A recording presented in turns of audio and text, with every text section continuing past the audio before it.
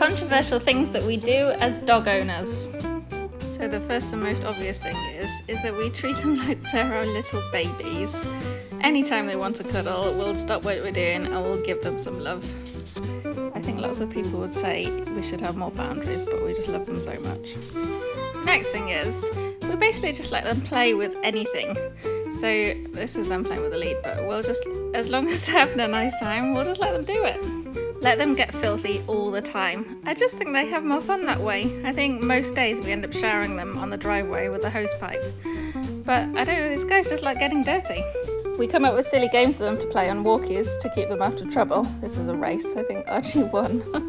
We let them sleep on the sofa even though they have like 5 dog beds in the living room. Because they just, I don't know, they just like it better and they like sitting with us. We let them play with sticks. I don't think you're really supposed to let them play with sticks because I think the bits can be a choking hazard when they bite them off. But they're just obsessed with them and we only let them do it under supervision. I hope we don't live to regret this. What does everybody else do about the stick situation? Because they're just constantly finding sticks to play with. I don't know what to do.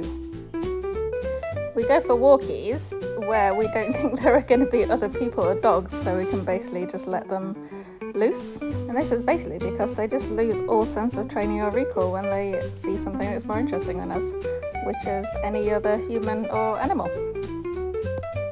This is a controversial one. We let them sleep in our bed sometimes because they just love it. They're so happy when we let them in the bed. Look at him getting hair on my side, but he's so happy. This is similar. We let them in the pool with us because, you know, we've got a filter and it cleans it. It's all good. And, you know, things are dirty too. We let them destroy our garden.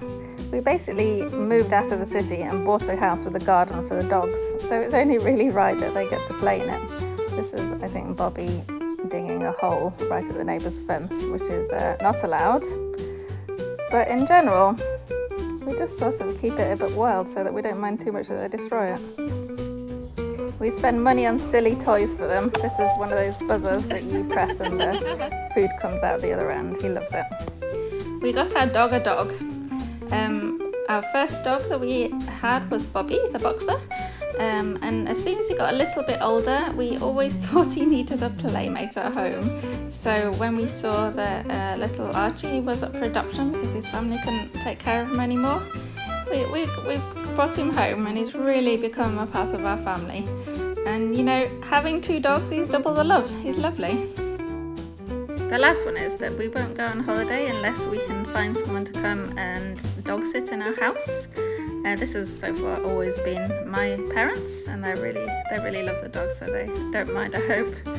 But I'm just so scared of putting them in a kennel because, and I know that there are really great kennels, but you just don't know what's going on in them, do you? And I'm scared of them getting into fights with other dogs, or I don't know, just something happening to them in general. They're like our babies, so they've never been in a kennel, which is not very convenient for holidays, to be honest. Anyway, let us know in the comments which of these things you think are weird and which things you do too. Maybe we're all doing the same thing, I don't know.